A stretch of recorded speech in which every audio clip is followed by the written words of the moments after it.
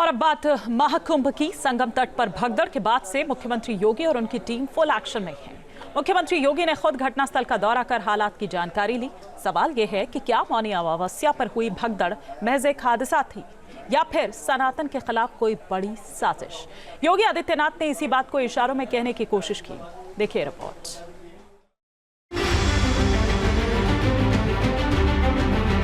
सनातन को मिटाने के लिए, हिंदुत्व के ऊपर प्रश्न चिन्ह खड़ा करने के लिए बहुत षड्यंत्रकारी यहाँ वेश बदल के घूम रहे हैं।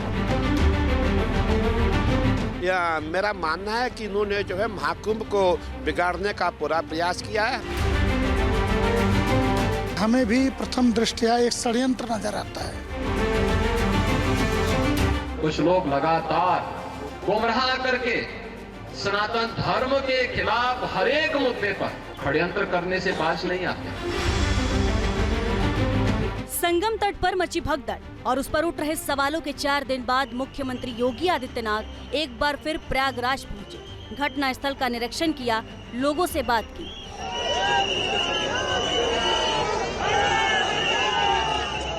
मौनी अमावस्या की रात संगम नोज पर अनुशासन कैसे टूटा, कैसे बैरिकेड्स टूटे, कैसे लोगों ने जान गंवाई, इन सारे सवालों की जांच हो रही है। लेकिन योगी आदित्यनाथ और उनकी टीम फुल एक्शन में है।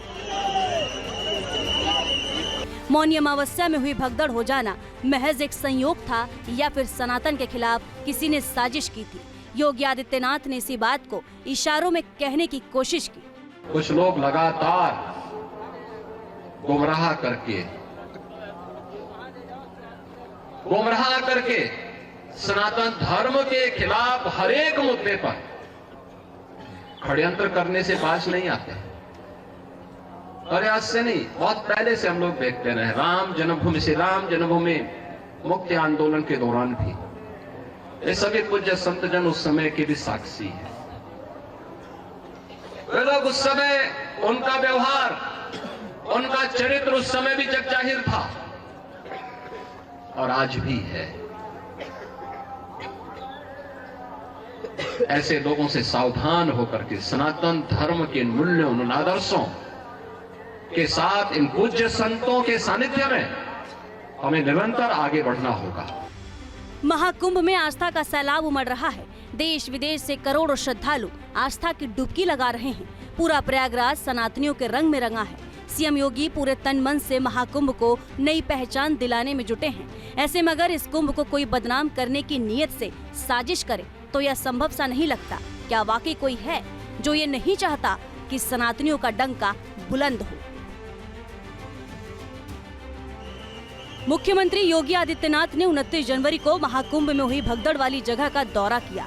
कुंभ मेला अधिकारी से हादसे के कारणों की जानकारी ली, अफसरों से सवाल जवाब किए और इसके बाद सीएम योगी सतुआ बाबा के पटाभिषेक कार्यक्रम में शामिल हुए। इस मौके पर सीएम योगी ने हुंकार भरी। उन्होंने कहा कि जब तक संतों का सानिध्य है, सनातन का कोई बाल विवाह नहीं कर सकता। और जब तक पूज्य संतों का सम्मान है, सनातन धर्म का कोई बाल बांका नहीं कर सकता।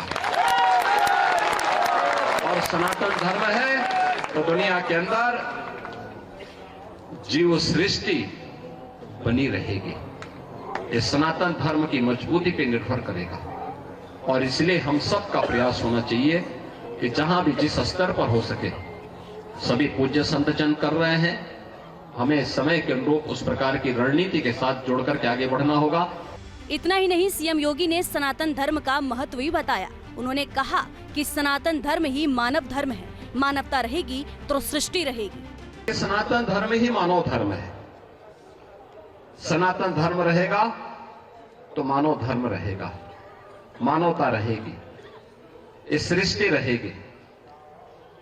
और मैं अभिनंदन करूंगा उन पूज्य संतों का जिन्होंने मौनी अमावस्या के अवसर पर पूरे धैर्य के साथ, एक चुनौती हम सबके सामने आई।